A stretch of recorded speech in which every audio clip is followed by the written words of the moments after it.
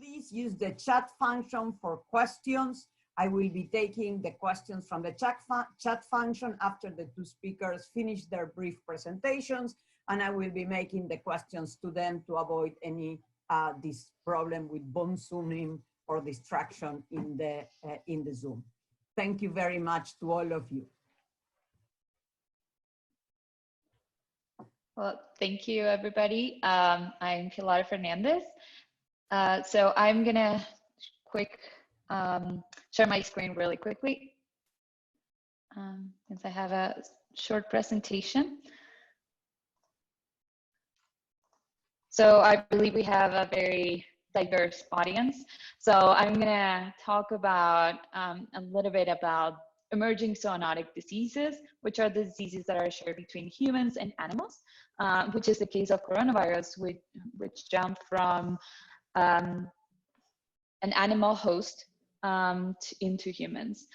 And this is very different from just emerging infectious diseases. Emerging infectious diseases are very broad, and most of them are related to antimicrobial resistance, which is a different phenomenon. Zoonotic diseases are a little bit more complex to study because it involves not just humans, but also what is happening in the natural transmission cycles that they usually have. So I'm an ecologist, and I've been working on zoonotic diseases for a long time, not related to coronaviruses, but basically we can talk about the same processes happening. So we have, when we are talking about, sorry, I need to be able to see my screen a little bit, but here's a figure from a very interested paper. You have the citation there, but basically we have different processes.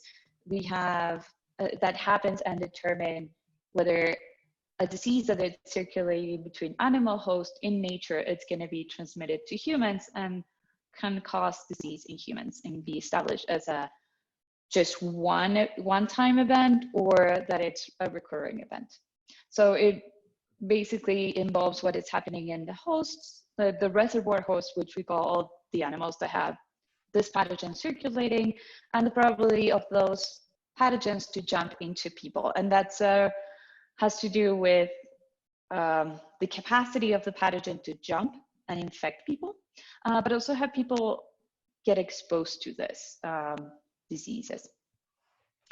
So there are many things that need to happen for a spillover event. And a spillover event, we mentioned when a pathogen that is circulating between animal hosts are able to infect human and cause an outbreak, for example. So there are different layers that we need to study, and this figure shows it very well that everything needs to be aligned. All the processes need to be aligned for that event to happen.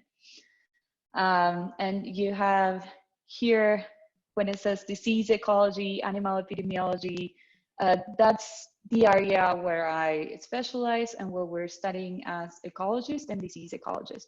We're trying to understand what's the pathogen prevalence, the infection intensity, and how can this pathogen be transmitted between other animal hosts, or how is it maintained in nature. By combining this with all the human dimension of disease and how people are exposing themselves to these pathogens that are in the wild, we can understand better how that event, what's the probability of that event of happening. So it's not just knowing what is happening in nature, but also how humans relate to nature. And so there's a lot of been a discussion in our field about what's the relationship between biodiversity and the spillover events and of this emerging diseases of happening. So it's a actually very complex question, and the answer is that it really depends. Depends on the system that we're talking about. It depends at which scale we're thinking about. And this stems from, if we look at the big picture, the global picture, and we see where this emerging zoonotic diseases are happening, you can relate it to areas where we have more biodiversity. For example, Ebola viruses, or areas where, like for example, in Africa or Southeast Asia, where we expect the biodiversity might be higher. That's not necessarily the case for the Amazon, for example. So it's not that of a trivial thing to answer. And I wanted to point you to this paper by Hosseini et al., where they distinguish between the hazard and the risk of emergence. Hazard is basically everything that can create a harm to people. So in some cases, more biodiversity can create more hazard because there might be more of this pathogen circulating. But also the risk is related to how anthropogenic change or how humans get exposed to these viruses. So in some cases, for example, Lyme disease, biodiversity might be able to protect us from getting diseases or from like these events to happen. Just because we have what we call diluting hosts, which are not susceptible to the disease, but they kind of dilute the disease. So it's not such a easy question to answer, but I'm not going to go in for the sake of time, or I'm not going to go much into it. So there's, for example, here at the UN, I love this picture because it shows all the other things that we as humans might be able to do to increase these events from happening. For example, deforestation and other land use changes, intensified agriculture, which brings a lot of these animals and together and might increase, and together with humans can increase the probability of these events of happening. For example, this is the case of the bird flu. One of the, it's been a lot of the talk with COVID-19 is wildlife trafficking, that it's a worldwide problem. The wet markets are not just something that happened in China. And then obviously we have climate change and antimicrobial resistance related to, for example, cattle. So spillover effects, basically you can have, so from the wild into areas and villages where people work, and then you have all the human activities, domestic animals that can be a link between also the wild and the human environments, the same as cattle and how people do husbandry practices. So in this case, talking about COVID-19, there's been a lot of discussion on bats, and why are they important, and they seem to be so important for surveillance. It's like, well, these bats, they actually live pretty long compared to other, for example, rodents, and so that creates a lot of probability of them to get infected from other animals, and they live aggregated in large colonies, which facilitates pathogen transmissions between them. Also, there's certain things about their coevolution with pathogens in bats that have been really important for that, for creating this importance as reservoirs of emerging viruses. Not just coronaviruses, but from the family of Ebola viruses as well. So they have some attenuated immune response that basically allows them to have large viral loads and large viral diversity within them without being really affected. So that brings me to SARS Classic, which is basically, it occurred an outbreak in 2003, 2004, which is the pathogen that is more related to SARS-CoV-2, which is the one that it's caused COVID-19. So in SARS Classic, we had the bats that for environmental disturbance were able to infect civets, which is this animal here, which is very cute.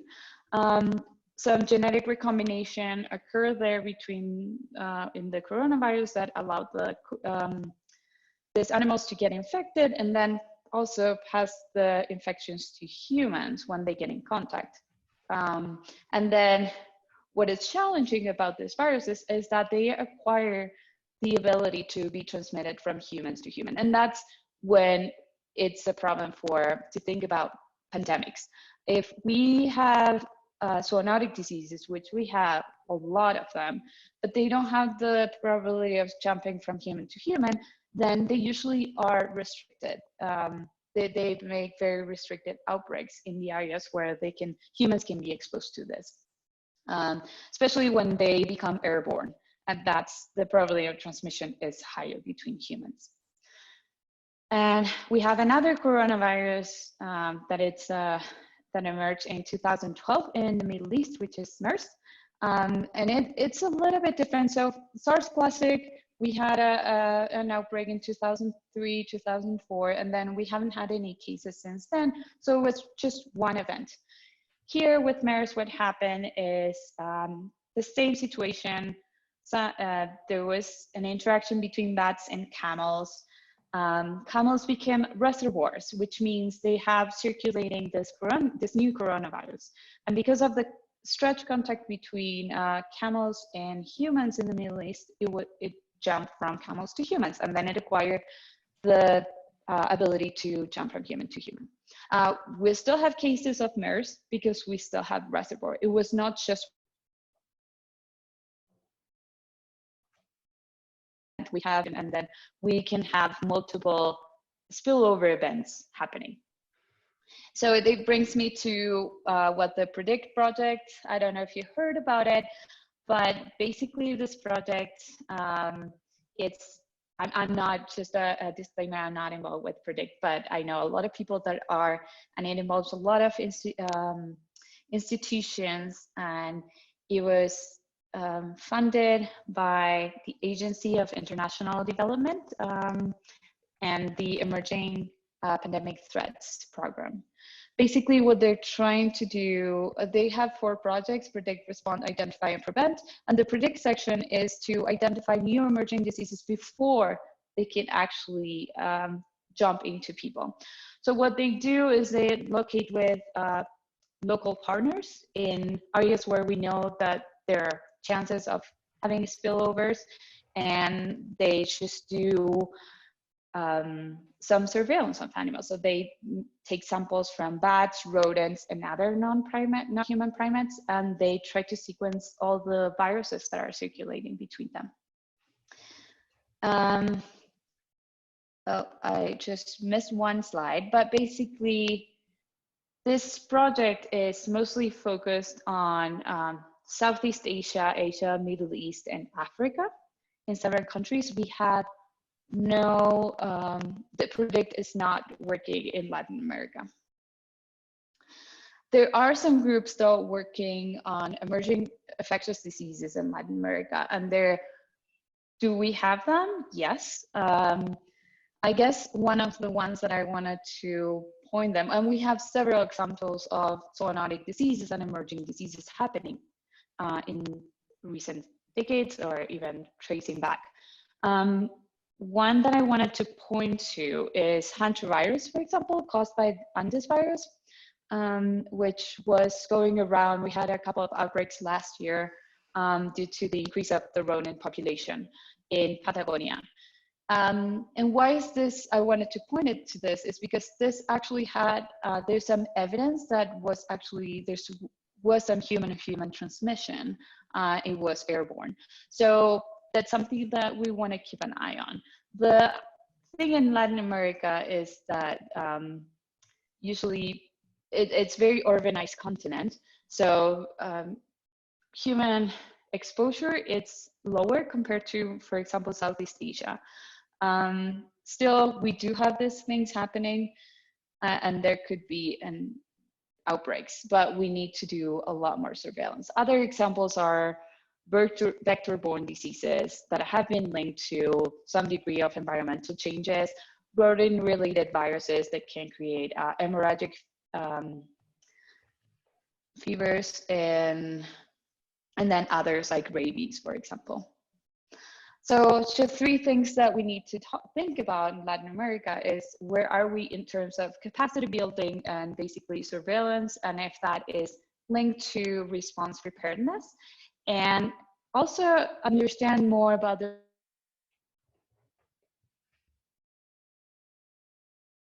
as there are groups working on this.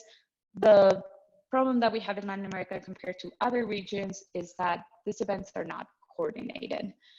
So with this, I wanted to pass it on. I'm going to stop sharing my screen. I hope I didn't talk too long. Sorry if I went over, but I think I wanted to present the whole picture.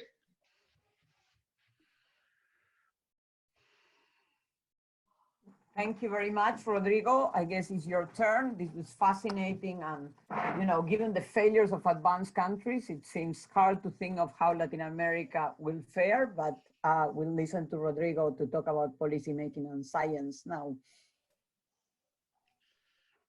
Thank you, Vicky. Thank you for the invitation and for organizing this, and thank you, Pilar, as well for her talk.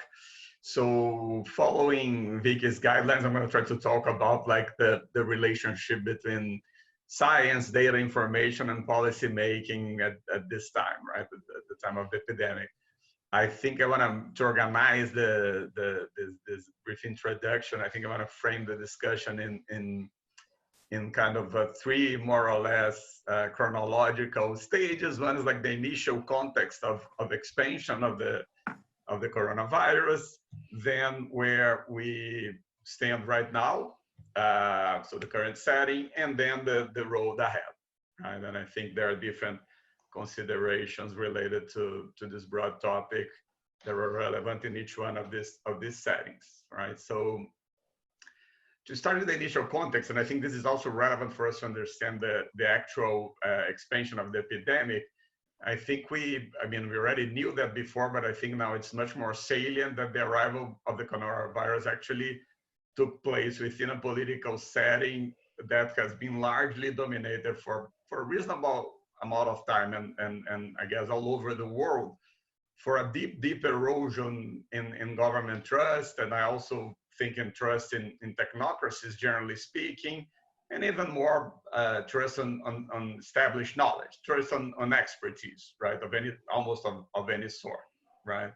I think we traditionally associate these with the rise of this new populist right wing, but I do think it's a little deeper and more generalized than that. And I think it did represent an important factor in determining the response of different countries to the current crisis, right? But I think this took place, as I mentioned before, along different kind of political, different positions in the political spectrum. So I think we saw clear failures in response in Spain, in the UK, in Sweden, in Brazil, in Mexico. These are actually countries with very different state capacities. These are countries with very different ideologies in government, and still all of them in different ways, to some extent, disregard, or in some cases at least, parts of the federal government try to disregard what is considered accepted knowledge, right? Most dramatically, I think, at least up to now, in terms of actual consequences, most dramatically, I think this actually happened in the US at an extent, given the state capacity typically associated with the country, that is really without precedent. I think we cannot exaggerate the Trump effect on the coronavirus epidemic in the US. I really think it's not a stretch to imagine that reactions could have been very different under another president, either Republican or Democrat, and probably also with radically different outcomes. So the US is a strong candidate to be, after everything is over, even to be potentially, at least among the reasonably developed countries, let's say, to be probably the worst scenario worldwide. I don't think that's inconceivable if we take out like the extreme poor countries, right? There is still a lot of information to be revealed, but I don't think that's inconceivable at this stage. I think the problem of lack of trust in expertise in science and in technocracy, let's say, I think it was enhanced in the case of the coronavirus in particular because of some characteristics of the virus itself, right? Two of them being the very long incubation period, or the potentially very long incubation period. That's not always the case. And also the fact that sometimes you have asymptomatic carriers that also can contaminate people. What this means in the end is that it's in the first few weeks when the problem is just coming up, it's very difficult to see clear signs, right? And even more to see clear signs of the seriousness of the problem, right? And I think this delayed reaction a little bit, exactly because people couldn't see that, right? And that's more or less what took us to the current setting, right? So the current setting, everybody knows, I think it's, I don't have to say, the virus is all over the world now. In some regions, the worst phases, the most dramatic phases of the epidemic have already gone away. In other places, we are just like here, we just really getting to the top. And other places are still in early stages. I would probably include Latin America still in an early stage, made a transition from an early stage to a stage of growth, right? So since this came about a couple of months ago, we learned a couple of things. I mean, certainly at a very high cost, but we did learn a couple of things. So I think there is some data. So I'm calling this data. One is that obviously the virus is super contagious, very highly contagious. For most people, it has very mild consequences, if any at all. But actually, it can be very extremely dangerous for specific groups. There's also some evidence that it may be dangerous for people who are considered not at risk, not high risk, but this is always difficult to tell because we don't know whether these people had some underlying conditions that were not diagnosed, right? The second thing that we learned is that actually social distancing, if it's strict enforced, really works, right? So there are vast numbers of people all over the world today who are under some sort of either partial or complete lockdown. We've seen, I think by now it's clear how with a little lag, this is actually leading to some reaction with that 2-week lag that I mentioned before, some reduction in cases. So we have been learning something, but it's true that knowledge is extremely limited. And I think for me, the part that is really most shocking is how little we know in terms of actual incidents, right? So and this is true, virtually every country in the world, maybe with the exception of Korea that really had widespread testing, or at least had more testing. We are still overall relying on number of cases. This number of cases are based on people with kind of serious conditions that got tested, also in the vast majority of countries, including developed countries. We're relying on hospitalizations and deaths, right?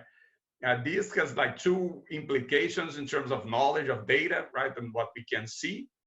One is that we have a very imperfect picture of what's going on in real time, right? We just really don't know what is happening today in terms of the epidemiological dimension of the epidemics, right?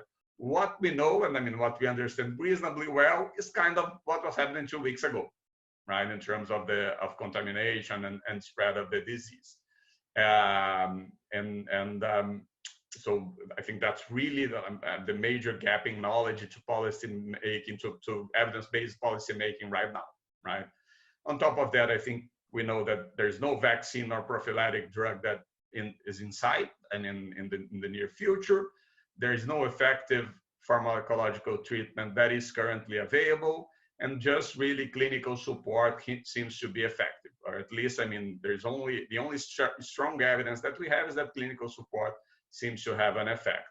Pharmacological treatments, the ones that have been tested, and these, I mean, we've benefited from recent developments in artificial intelligence and machine learning, because there's like tens of drugs being tested that have been selected based on mostly on machine learning, trying to select drugs that we already use that are more likely to be adequate to fight the coronavirus. But despite that, actually, as I understand, there's no clear winner. There's no drug that really seems to be a breakthrough, right? So there's nothing coming up on that.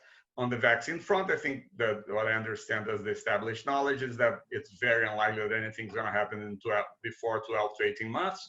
And then there is a very high probability that we're going to have something in 12 to 18 months, right?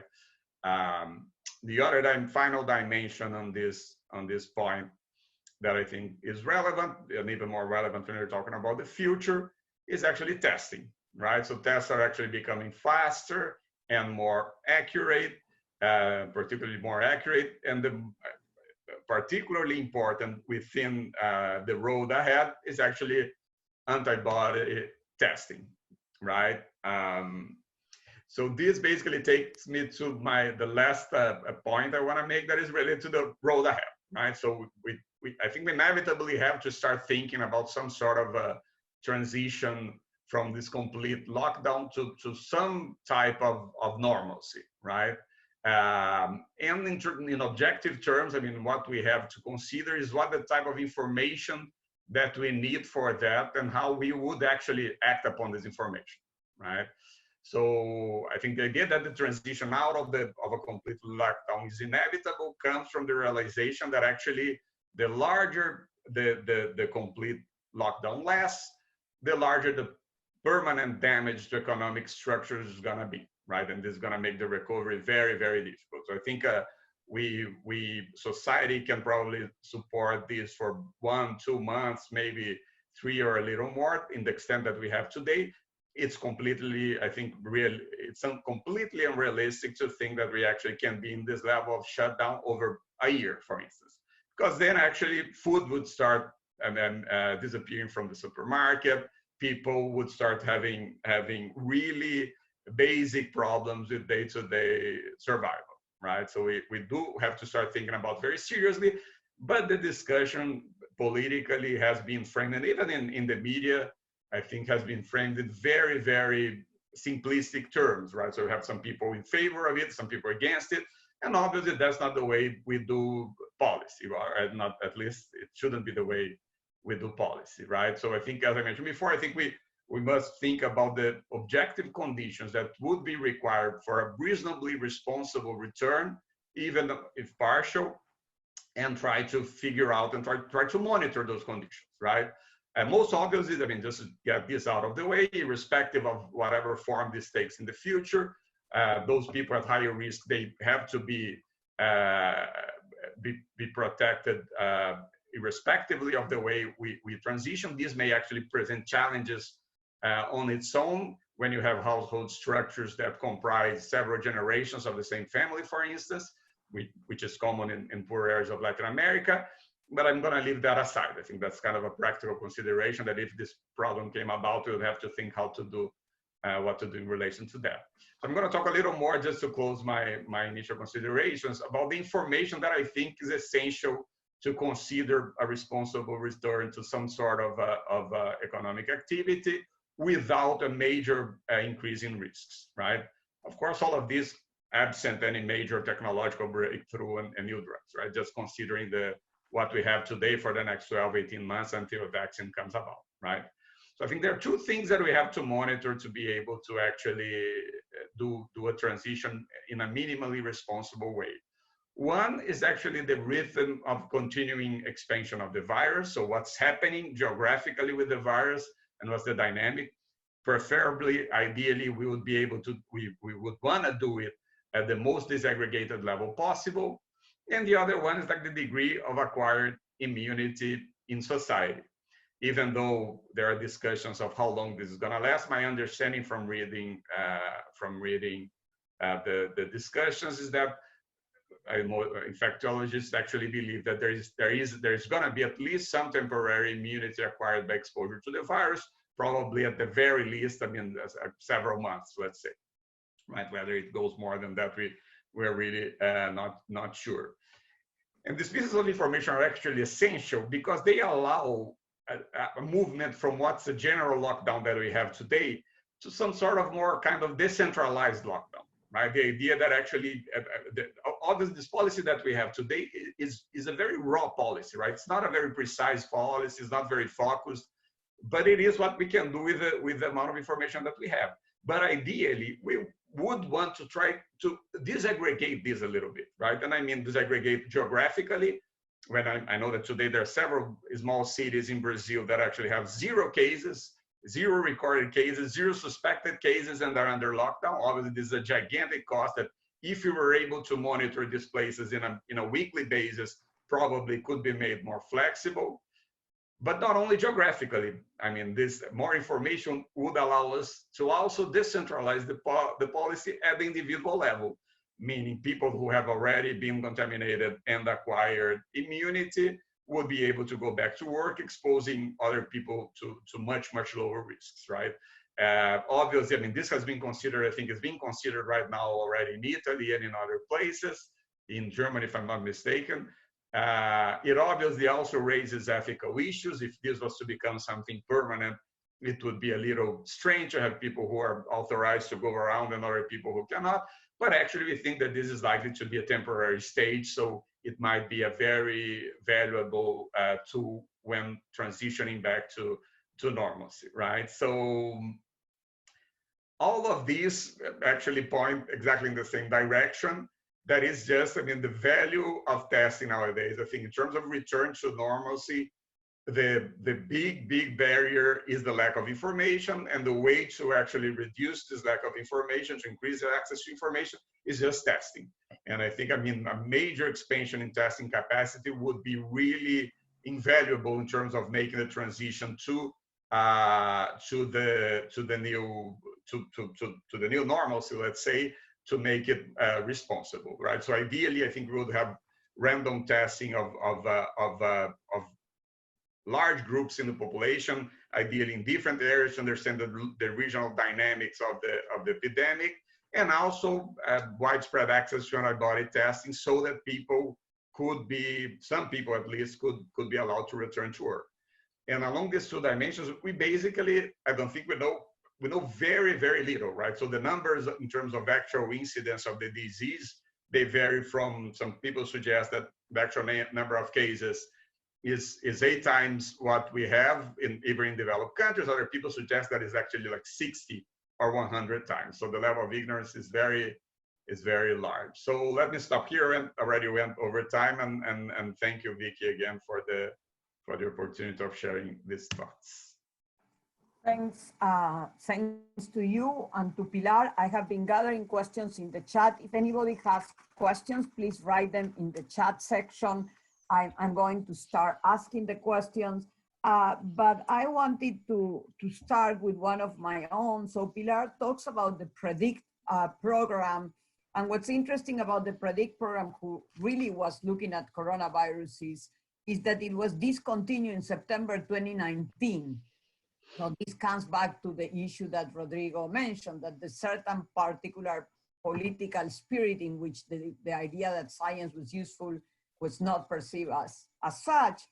But yet by September 2019, it's only a few months before actually 2 or 3 months before the start of coronavirus. So it's, I mean, I'm not sure that they had already caught it. I mean, I have no idea of the timing, but do you think that if that had not been discontinued, we would have been in a different place than we are now? So that's my question, I think, to Pilar, and then I guess I'll move to Rodrigo, and then we open to the rest of the questions. Yeah. I don't, oh, do you hear me? So yeah. The PREDICT project is just one part of what we need to do to try to better understand and prepare for these things to happen and to prevent pandemics, basically. It's impossible. So what they were doing is monitoring the viruses that were circulating, not just coronaviruses, but other viruses that were circulating and had a probability to jump into humans. So that's part of the equation. The more we know about what is happening, the quicker we can have a response, because we know the sequence of the virus that are circulating, so we can start moving quicker into, okay, developing treatments or vaccines for this diseases. The idea is to know what is happening, what's circulating, and what is the disease that it's going to be the next pandemic for. There could have a probability of being the next pandemic. Now, that's not just with the PREDICT program. It's not enough. That's just one part of it. That's the surveillance we need to do on the wild reservoirs. The other,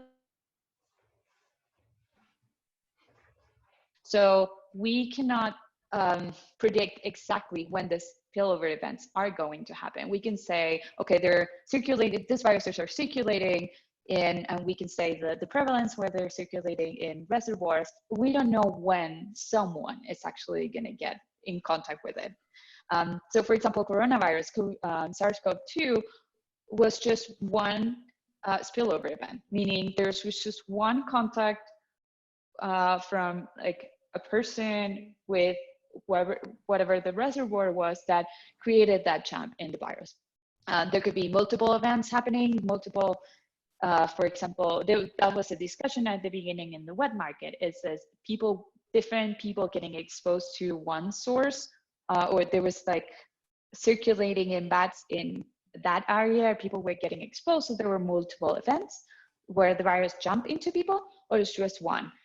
With the evidence that we have now from the sequences is we know that it was one event that happened in late November. But that's just one part of it. And the other part is how we prepare for this. And that's the political decision. So the fact that we need the surveillance program to go on, the problem is that they're really expensive.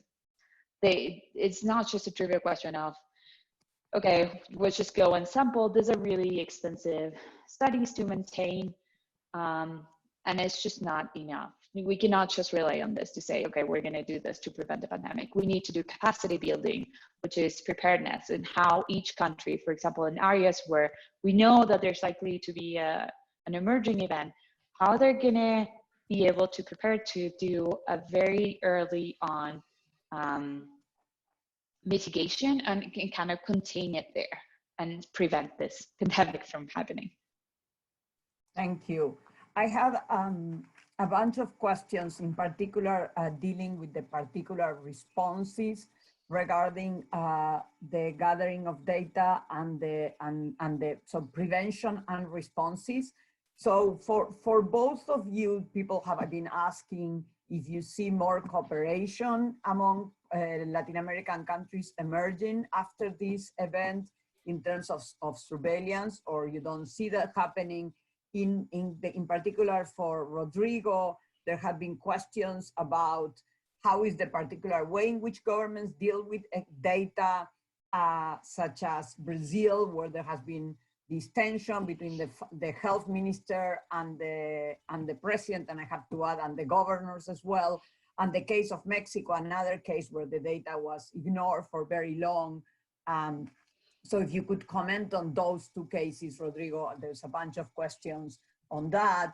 And then, you know, on the capacity building and the costs that both of you have mentioned in the need to get granular data, both for prevention in the case of Pilar and for dealing with moving into more selective quarantines in the case of Rodrigo.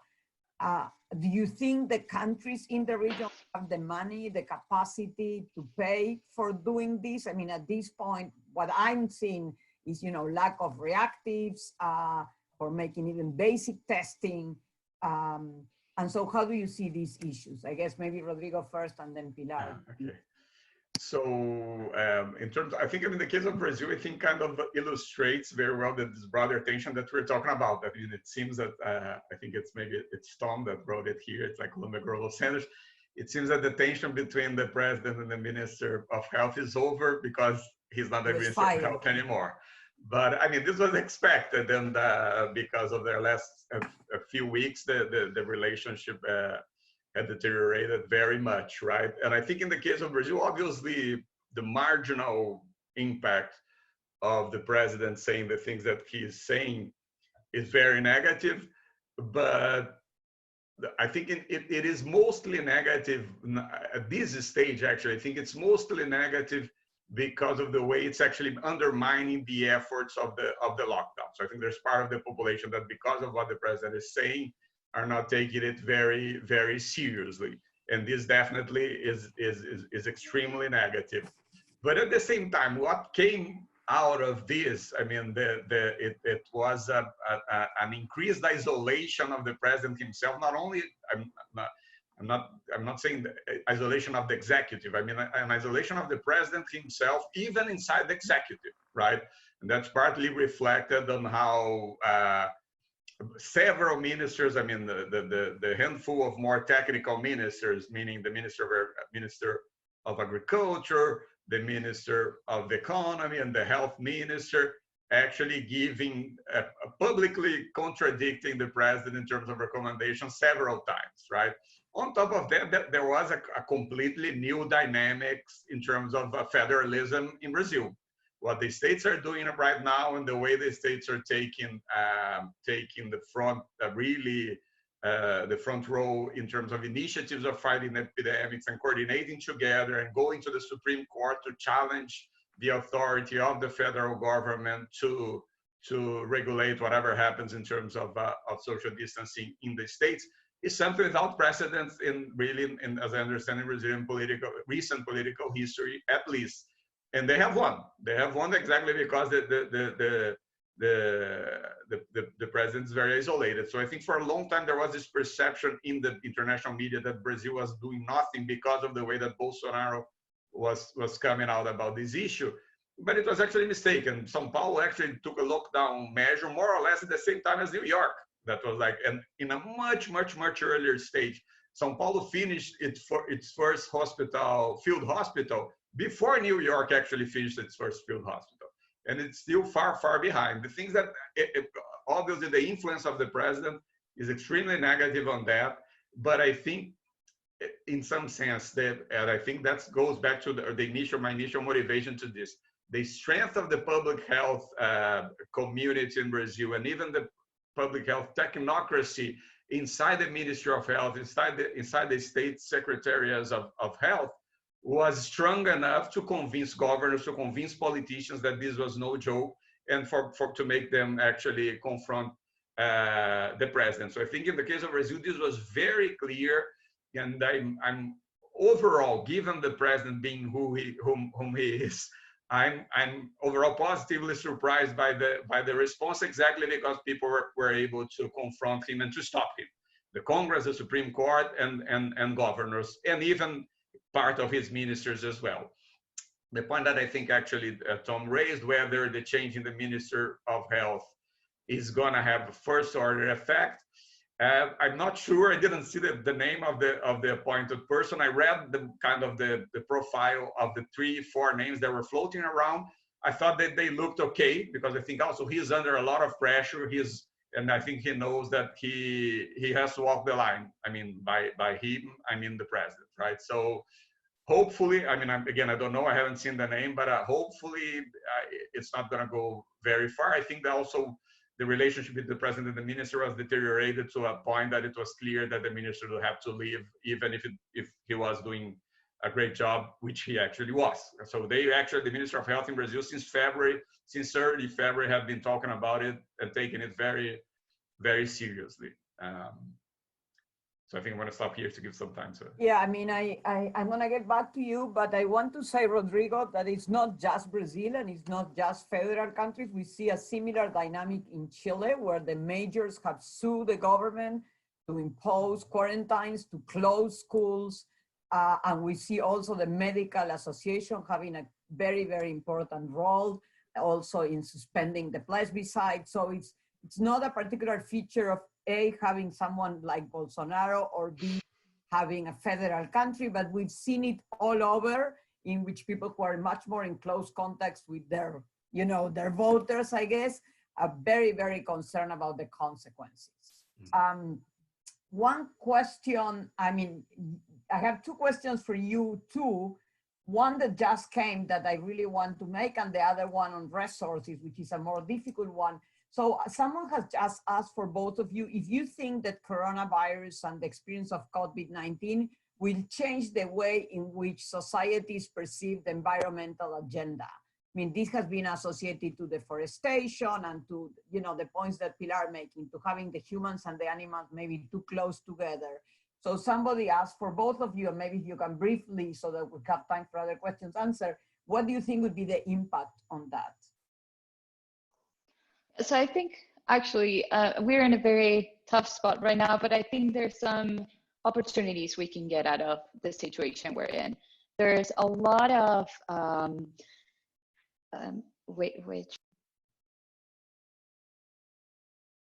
We're not listening to you, Pilar. Oh, sorry. It's just, yeah. So I think we have some opportunities to actually coordinate the responses. And I think you asked that question before.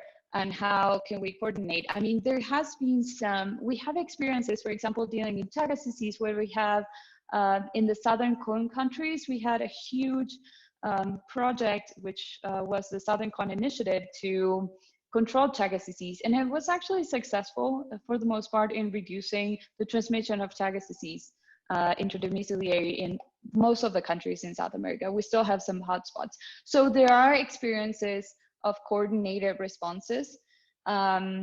We need to think about this as what are the challenges that we're facing in the region. I think there was a question about wet markets. I think most of the countries, and particularly in South America, we have very strict rules on wildlife trafficking, but we have some challenges, which is the informal economy, which will create these opportunities for happening. And so I think what we really need to do, there's groups on the academic side of things in universities that are working on these problems. So we just need to coordinate those responses. And I think that coordination has to be facilitated by governments. And that will kind of take the weight off how expensive this program is if you want to start from scratch. There's a lot of has been done. We just need to capitalize on them. Okay, so just on this point, I mean, I hope it is the case that actually there's going to be some return to credibility, let's say, of science and expertise and established knowledge. I think we have some evidence of that on the lack of erosion of political support for Bolsonaro that has been very clear in Brazil, and for Trump in the US more recently. At the same time, I'm not sure, because I mean, this political responses to these events, they tend to be, I think, very emotional in the medium run, right? And I mean, they can go in different directions. I also think that there's going to be probably a movement, an additional blowback in international integration, and as a result of this, and you may think, oh, but these things are not related, right? But I mean, they kind of are, because we have these political groups that are against integration that tend to be the same groups that actually are not very fond of knowledge and science. So I think I'm a little apprehensive. I hopefully something's going to come out of this, and we're going to go back to believing in knowledge and when making policy. But I'm not sure. I think it's difficult. It's very difficult to tell at this stage. Yeah, I mean, and the other question that comes back to the issue of resources. So Rodrigo, you provide a kind of a great map of how to get this granular data about the population and the geography. But the issue for both of you is that resources are limited in Latin America and the Caribbean. It's very hard even to sustain the quarantines, given people living together in very close quarters, in shanty towns and slums. So what would be the appropriate policies for prevention and for dealing with this problem, this crisis, given the resources that we have in the region? Do you hear me? Oh, yeah. So going back to that, there has been some talks about doing community quarantine. So basically you're isolating a municipality or have some restrictions in between municipalities. So depending on what the scale we want to do it at, and particularly in the case of like shanty towns, and those are particularly challenging. So we can think about differently in Latin America in that sense, which the scale we need to, at the one that we need to contain. And the same thing goes for intervention. So moving forward and trying to prevent these things from happening in the future and having more surveillance, you can think about doing it different scales. Not everything has to be vertical, top down from the national government to the more local governments. You can think about having different type of interventions and policy in state, because not all the regions are the same. Not all the regions